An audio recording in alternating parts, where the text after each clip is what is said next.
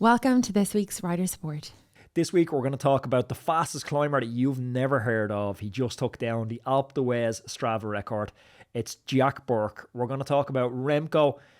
It was a Cat 4 rookie error. He got doored out training. We're going to talk about that. But first, we want to talk about why everybody is leaving Girona. What's actually going on?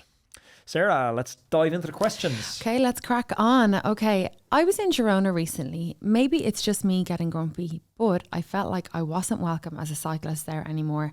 Anthony, I'm interested to hear your thoughts as I know you guys spent a lot of time there, and that's from John. Girona's the best place in the world. Okay, look, you probably know as much as I do about this. I went to Girona in 2012 for the first time, and obviously everything's got more expensive worldwide since 2012, but to benchmark it, I think a coffee was about 70 or 80 cents. There was definitely quite a bit of change from €1 for a coffee. An apartment, maybe 2-bedroom, cost 100,000, 150,000. Rent under €500 a month. It was a small, quiet, sleepy Catalonian town, and the argument that I guess he's talking about here is if you walk around the town now, you see a lot of banners from locals saying tourists go home. And wasn't there a couple of shops that were vandalised? Yeah, so when we were over there in the summer for Traca, the place was overrun. Cyclists were head lice around the town. Well, that's to be expected. It's a big event. Exactly. But I think it caused a lot of friction with the locals, and in particularly, I think the fact that it's become such a popular destination for cyclists is driving up the cost of rental properties for students and locals. So there was a couple of cycling stores targeted with graffiti, and the glass windows were broken that time that we were in Traca. Comments like "cyclist out," things like that. And actually, when we were there this time around, we're only back a couple of days, we did both stumble across a kind of, I don't want to say anti-tourism march, but I think the locals are marching. No, that was an anti-tourism march. No, but I don't think they call it anti-tourism. I think they just want things to change. And actually, this time was different for me as well, because my mum and you should be a politician. My mum and my sister came over to visit while we were there this year, and I actually did some of the stuff that normal non-cyclists do around the city, and it was lovely. We did a tour guide, and I was chatting to the tour guide. She was local, about the problems, this kind of friction, as I said, that there is between cyclists and locals. And she was like, we love the cyclists, but they just seem to completely take over. They don't integrate, and they don't use any local businesses. Like, they do always kind of tend to go to a lot of the same places that are also owned by cyclists and expats. But they are local businesses. And they're employing local people. And they're paying rent to local landlords. Yes. But she was saying that they're now, this anti-tourism, these protests that you were talking about, they're not anti-tourism. They're just mostly that they want to see people coming into the town integrate with this Catalonian way of life, which is all about community, all about everybody being involved, everybody giving their neighbour a dig out. And they're kind of saying maybe that they can put in a couple of things here and there to integrate people. So that could be, if you're moving to the country as an expat, to do X amount of hours of community involvement. Look, you're in prison. Community service. Go out there onto the motorway and pick up litter. Learn the Catalonian language, things like that. So I don't know. It's kind of a tricky one. Do you feel that's like... There's two subsections. Tourists aren't welcome. There's protests against tourists. There's banners hanging out of balconies. Tourists go home. And then within the tourism group, cyclists are even more discriminated against and not liked. Like, I did feel it in the town a little bit. A couple of people, there's a one-way system around the town if anyone hasn't been there. If you break the one-way system, like, instantly you're getting the scorn of locals. Yeah, I got shouted at. I was going down the correct way, and another guy who was just a Karen, he was off his bike and walking, even though I was all right to be on my bike and cycling. He was shouting at me in Italian. People just getting confused. But there was a lady shouting at me just before the part was, we were just coming up to the part where you had to get off your bike and walk, and she started shouting at me to get off my bike. So it is a little bit fractious over there at the moment. Okay, and I think there's something else going on as well, so pro cyclists, they get a lot of attention. They're not famous in the sense that Lionel Messi is famous, but they're still famous within this little narrow niche we have within this cycling world. If you see a Fred Wright and Ethan Hayter, like your sister wanted to get a picture with them. Yeah. the lads live there, and they like to be anonymous, they like to fit in. And so you're seeing increasingly as Girona. You're telling me that Fred Wright didn't want to get in a picture of my beautiful sister. No, he didn't. I totally disagree. I think why he was delighted. Andorra? That's why they're getting out of there, because cycling Tax is breaks. becoming, it's not just tax breaks. So, because they're moving to Andorra, they're moving to Nice, they're moving to Monaco. Monaco and Andorra is tax breaks. Nice isn't a tax break. So it's also that it's just becoming a little bit of a parody of itself. I don't really agree with the photos and the being recognised thing. I think that if you're a pro cyclist, if you're anybody, you're going to enjoy that part of, that little part. And it's not like they're being inundated with people asking for selfies and stuff. It's actually very hard to recognise somebody. If you were a World Tour rider in town during Tracker, I think that's one weekend out of like the whole summer. I don't think that the anonymity thing is bad, or it's a problem for the riders. If it is, then I'm sorry, but you're an athlete, you're a well-known athlete, your sponsors want you to be seen and get into during your breakfast. Well, I'm just saying that it's unfortunately you get paid to ride your bike and train. Like, I just think it's one of those things that you have to kind of put up with. I don't know. I think there's a line for sure, and Girona's just got so popular because and rightly so, because it's the best place in the world to ride your bike, and it's an amazing town to hang out on. So I don't want this to all come across negative. It's still my favorite place to ride a bike. But because it's so good, it's almost become a little bit of a parody of itself. Everyone's flooding in to Girona, Mallorca. There's 2 or 3 destinations around the world, probably just 2. Girona and Mallorca capture most of the cycle tourism. So I think it is forcing the World Tour lads out of town, to the outskirts of the town. And we've talked to friends who are riders who are moving to the outskirts of town as well, but we still love Girona. Yeah, still go there. It's absolutely incredible. When you go out in the roads, you probably most likely won't even see one single car, and if you do, they're very, very polite and take care of you. Okay, let's move on. Transform your indoor cycling with Roadie, the platform that brings real-world routes and augmented reality to your training. Whether you're preparing for a big event or you're just looking to explore, Roadie lets you experience legendary rides like Alpe d'Huez and Passo de Stelvio from the comfort of your home. Roadie's unique augmented reality technology uses real-life video and GPS data to create the most realistic cycling experience available. You'll feel every climb, descent and turn with precise terrain replication, giving you an authentic outdoor ride indoors. Plus, with AR elements like avatars and banners, the ride really feels totally immersive and interactive. With over 1,500 routes and 25,000 kilometres, the world's most iconic cycling destinations, Roadie is perfect for cyclists of all levels. Whether you want to enjoy scenic routes, participate in group rides, or push your limits with advanced training plans, Roadie has you covered. Roadie also offers flexible pricing, allowing you to pause your subscription or choose duo or group plans to share the experience. From exploring new places to serious training, Roadie has something for every cyclist. Ready to ride the world? Visit roadie.com and start your journey today. Hi Anthony, I've been following Jack Burke since you had him on the podcast months ago. Since he just broke records on the Stelvio, Mortirolo and Alpe d'Huez, I'm wondering if you think these Strava KOMs are enough to get him noticed by World Tour teams, or is he facing an uphill battle to prove himself in an actual race conditions? What else would a rider like Jack need to do to land a pro contract at this stage? I like Jack. I want to preface this answer with I like Jack a lot. Had him on the podcast. Big fan of his. He's coming back on the podcast. What does he have to do is the question to get a pro contract. Win bike races. Yeah, it's when you had him on the podcast, I listened to that and it was quite funny. In the first 40 seconds of the interview, you were like, welcome Jack Burke, what his podcast is called, or his book is called How to Be a Pro Cyclist, yes. How to Become a Pro Cyclist. And straight away you were like, Jack, I just want to open up with the question, what do you know about being a pro cyclist, because you're not one? And he was kind of a bit like, oh, I wasn't expecting that at all. Yeah, I feel like he has a few of the pieces together, and it's a really good book. If anyone is looking for a roadmap to become a pro cyclist, yeah. Jack's a really nice guy. He works super hard. These times in the Stelvio, the Mortirolo, Alpe d'Huez, they're insane times. I'm going to get him on the podcast next week to talk about it.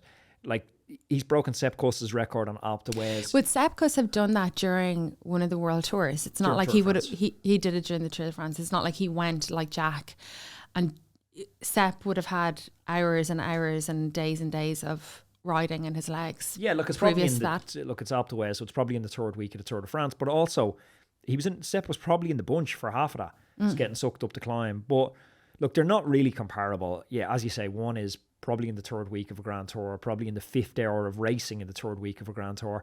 Also, race conditions dictate that you don't always ride full gas all the time. You're covering attacks, slowing down, covering attacks. But you can't take away, he rode, I don't know, I haven't seen the data, but like 6.5 watts per kilogram probably to break that Alpe d'Huez record. Same with the Stelvio. Like, it's an incredible feat. One pushback I will give to Jack when I have him on the podcast next week: if you know you're in the sort of shape to do these sort of times, like if I was in that sort of shape, working with John Wakefield now, which I'll talk about next week in the podcast, and trying to get back into good shape, if you're in good shape. If I knew I was in that sort of shape to break those sort of KOMs, or if I was in that sort of shape to go and break an hour record, the first thing I would do would submit to anti-doping, because it just silences all the trolls online that will just come out with woodwork and go, yeah, but he wasn't dope tested. Oh, okay. So that's a really, really interesting I'm not point. saying at I all never he would is have doped, thought but about you that. need to silence the trolls. Yeah, of course. Get ahead of them. Yeah, I totally agree. So That's if a really I had good that point. form, I think I would just instantly submit to anti-doping, whereabouts, put myself on that program. That, which is expensive though. To put yourself on that I think it's program is 10K quite expensive. for the Yeah, year. yeah. But if you look at it like an investment, is he going to get a World Tour contract out of it? Apparently he's talking to World Tour teams. I'll get a little bit more lowdown, as I say, when I talk to him. Yeah, I think on the back of the 3 that he has now, he has apparently been in casual talks over social media with a couple of teams. Ineos signed a young lad off the back of him breaking the Col de Rats KOM, but it's a big difference. I think Jack is almost 30. That kid was 19. Yeah, I think Jack did have 2 Pro Conti teams before, but he had a bad injury. Not Pro Conti. Conti. Okay, and he had a bad back injury, and that kind of scuppered his. Yeah, he's been up in races that are Yeah.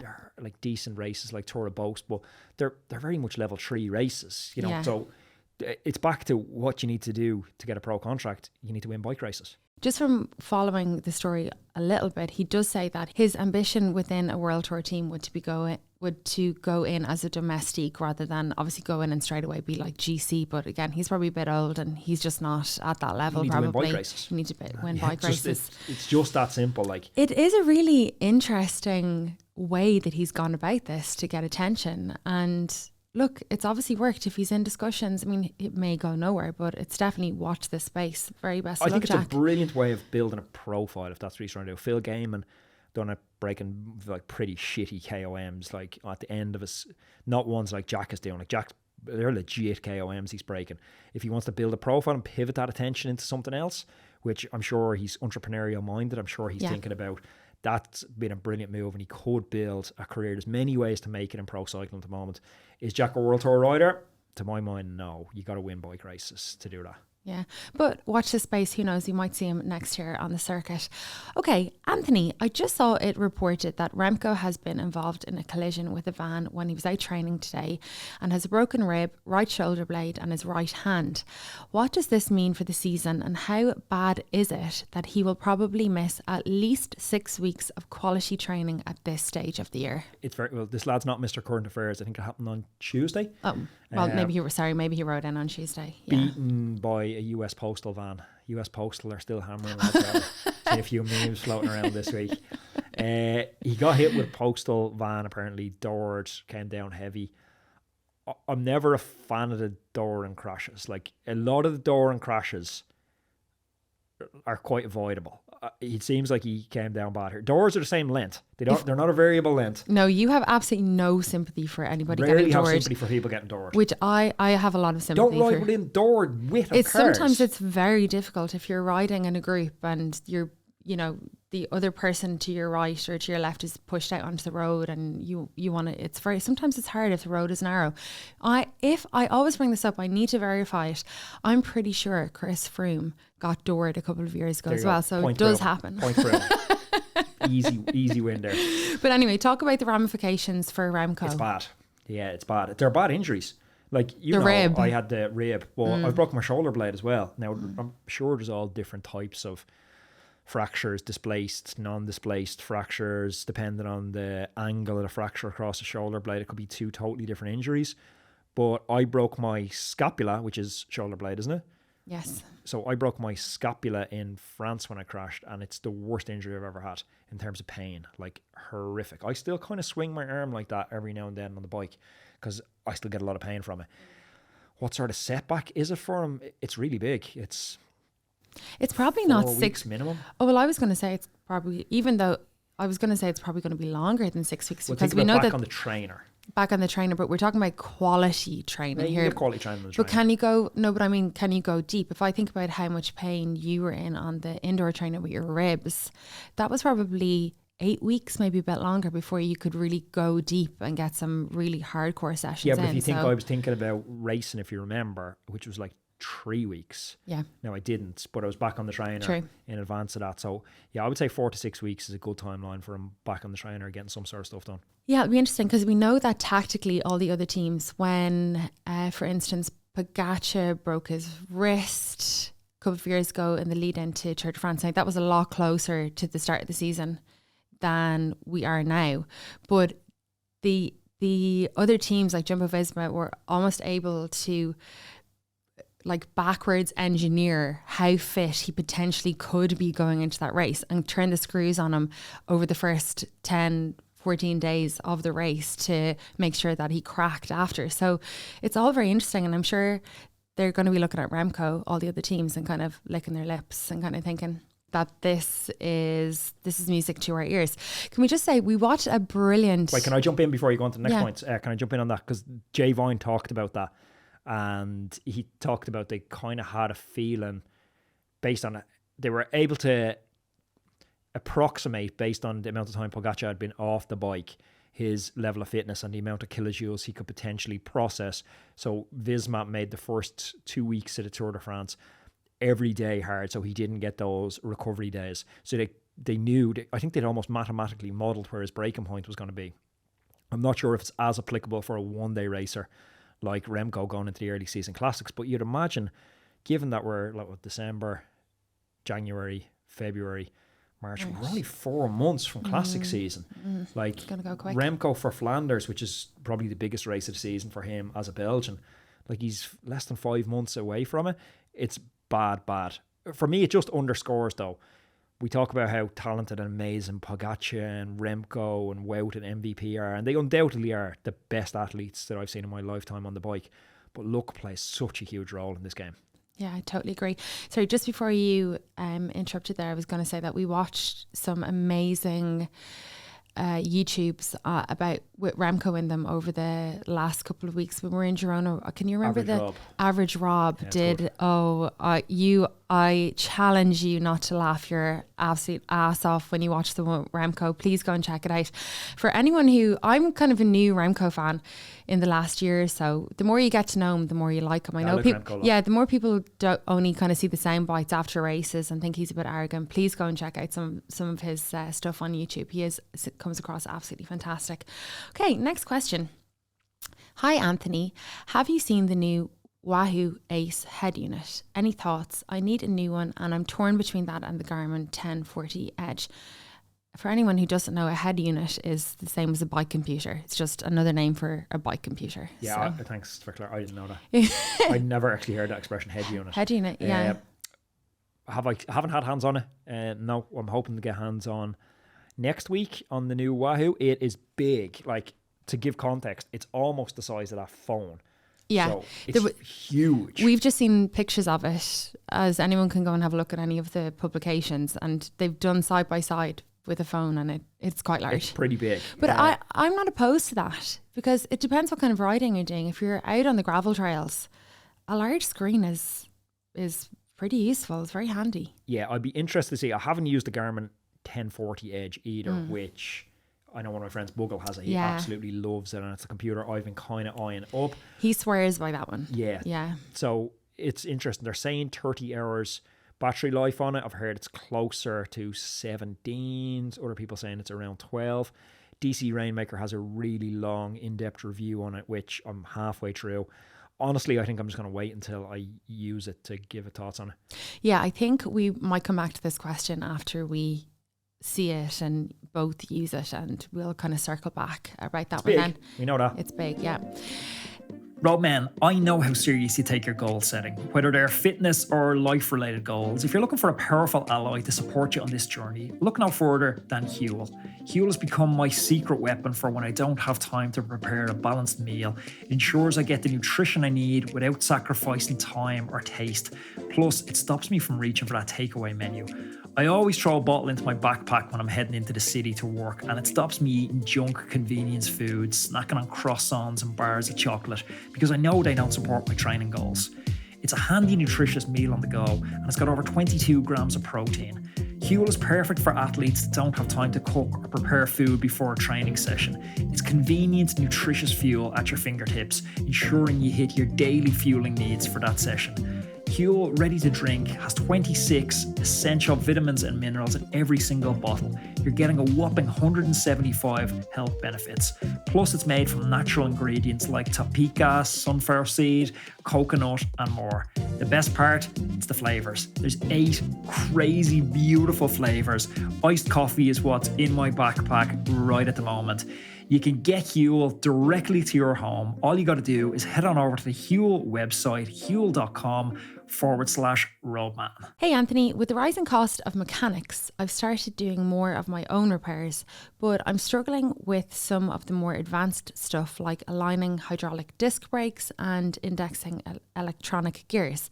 Are there certain repairs that are worth mastering at home versus ones where it's better to bite the bullet and pay for a professional? This is really a question for you, because Yeah. you were talking about doing a bike maintenance course, and then somebody wrote in, I think it was a comment on YouTube, shout out to whoever wrote this in. They said they've had numerous friends going through bike mechanics courses and none of them have ever come out learning anything.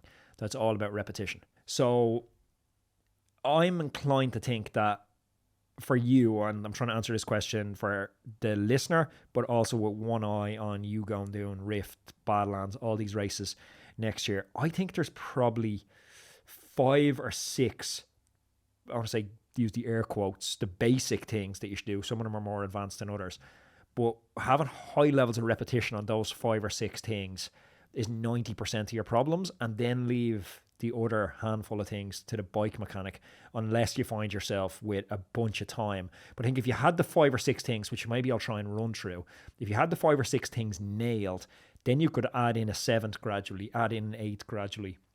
I think trying to learn how to do 12, 15, 20 things, you're going to end up, like, if you evenly divide your time between all of them, doing everything kind of bad and putting a disproportionate amount of time on stuff that rarely gets used, if you get what I mean. Yeah, I totally agree.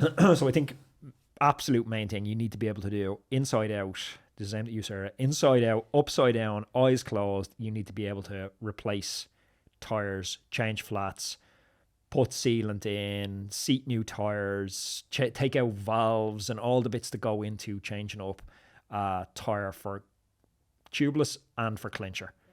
Could even add tubular in there, but I don't think it's as relevant these days unless you're doing cyclocross. Another one would be brake pad replacement. Replacing pads, whether you're a rim brake, like on your Cervelo, or your disc brake, like your Canyon or My Factor bikes. It's a simple task once you understand how that system works. Another one you should be just doing repetition. Lubing and cleaning the chain, it's something you do already. But I would add into that as well, breaking a chain and rejoining a chain, because it can get you out of a pinch. Like when I broke the chain in Girona and I had no chain breaker with me or no power link. Yeah, but also when I brought the Canyon to Girona this time around, when I was assembling it, I managed to get my chain tangled up and my derailleur like kind of Rubik's twisted. Cube. It was quite stressful, and I ended up, if I had a chain breaker and knew how to use it, I would have been able to fix that myself, but I had to bring it to the mechanic. Yeah, that tangle was like an impossibility, and I was trying to do it for a video call over you. Replacing cables and housing, I think, is another one. It's a great little DIY project. You can do it with basic tools and a bit of practice. And then basic gear adjustments, like minor gear adjustments, like fixing your index and issues, adjusting your derailleur. They are skills really worth mastering, because they avoid a lot of time to shop. I'd probably throw into that mix as well, like really basic things like taking pedals on and off, adjusting your headset, not installing a headset, adjusting a headset, like because you need this skill when you're traveling a lot as well. And I think I would leave it at that and leave stuff like hydraulic brake bleeding to the professionals, electric shifting, because you need a diagnostic system for that to plug it in. I would leave that to the professionals. Anything that's working with suspensions, bottom brackets, headset, I would leave all that stuff, at least initially, to the professionals. Yeah, I totally agree. You're going to have loads of people write in and be like, I bleed my brakes at home all the time. But like, these are just some that, yeah, I personally Also, I don't know how to do it. Don't know how to do it. Yeah, exactly. Okay. Hey, Anthony, I've started wearing a hydration pack on my... Can I stop him now? Don't do it. Unless you're mountain biking or gravel, don't do it. I can see Saturday rides here. Go ahead. I started wearing a hydration pack on my Saturday group rides because I'm sick of running out of water on long spins. But now I'm getting stick from the lads for looking too gravel on a road bike. Is it really that uncool, or should I just own it and focus on staying hydrated? What's the verdict on hydration packs for roadies? Okay, there's some outliers here. I rode with a lad before who had no hands. So he used a hydration pack because he had no hands. Yes. Does this man have hands? Because if he's in the vast majority of people who are in possession of hands, it's a no. Why? How long is his group ride? I don't know. And everybody else on his group ride seems to just be using bottles. And where is this group ride that he can't? Is it through the desert and is it 10 hours? Like, why can't he just use bottle cages? It looks very wrong. It is wrong. It's just weird. Maybe, I don't know. Maybe he just likes using the sucky thing. Are you suggesting his sexual preferences based off his hydration? Maybe. But like, yeah, this is such a bizarre question. Hard no. Don't wear Don't do it. At least if you're going to do it on, you know, them suits they use for Unbound where the hydration pack is hidden. In. Yeah. Yeah. the bladder is basically in the back. Yeah, but then I don't know how you hide the straw. Yeah, no, they look so goofy. Oh my God, it's almost as bad as, and again, I'm going to get in trouble over this.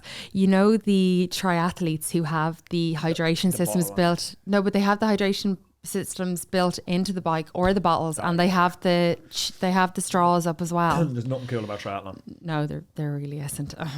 We'll leave it there. Okay. We are so excited to announce that we are partnering with Whoop. Whoop are changing the game when it comes to wearable technology and health monitoring. Whoop is a wearable health and fitness coach that provides you with feedback and actionable insights into your sleep, your recovery, your training, your stress, and your overall health. Sarah and I have been using Whoop for years, and we love the insights it provides into our body's inner workings. It really gives us a look under the hood. And you're going to see Mathieu van der Poel, Richard Carapaz, and other elite level cyclists wearing Whoop, but it isn't just for those superstars. All the data is personalized to your unique physiology and fitness levels. If you're interested in taking control of your health and your fitness so that you can excel in all aspects of your life, you have to go and check out Whoop. Go to the URL now, which is join.whoop.com/roadman. I'm going to pop that in the description below, and you're going to get a free month's access to Whoop membership on me. Promise you won't regret it. Next question, and this is from Stephen Oakley. Can you pronounce that, Anthony? Yeah, I'll give you that one. Okay. Hi, Anthony and Sarah. I'm wondering about what your opinion is on mixing groups such as riding Shimano on the road and SRAM on the gravel bikes. Are the differences in shift lever use problematic? This is interesting. So when he's saying he's mixing them, I'm not entirely sure. So I'll try and answer this from two perspectives. Is I think mix matching within a single bike, or is he riding Shimano on one and I think he's riding Shimano on one and SRAM on his gravel bike. That's how I read it. Yeah, okay. So that's one way to read it, which I don't think there's a problem with at all. I think that's totally fine. There is subtle differences. Okay, so if you think about SRAM and Shimano in terms of the lever use. So Shimano to shift, you can shift up and down the block on your right hand using the same shifter. Right side shifts up and down the block. There's two levers on your right side for Shimano. For SRAM, you're shifting paddles, left and right hand. So that is a difference. So if you're swapping from gravel bike to road bike a lot, maybe that's confusing. You're in a race. And Yeah, you're if you're like, "Oh, shit, how do tired. I Yeah, if you're shift tired, up and down?" if you're not concentrating, you might have a brain fart and just do the wrong thing or forget how to go up into big ring from little ring or something like that. A little bit annoying. There's also different chargers, which can be a little bit annoying. Yeah. Ergonomically, the shifters do feel very different. Shimano tends to have a more traditional feel with like quite a tactile shift action, while SRAM, I'd call it more of like a direct push. It feels slightly different. I think the SRAM, just from riding your bike, it's more like clicking a mouse. Yes, exactly. Whereas Shimano is more like actually old school, like actually pushing the lever. Like it almost still feels a little bit mechanical, even though it's not. And then you have drivetrains.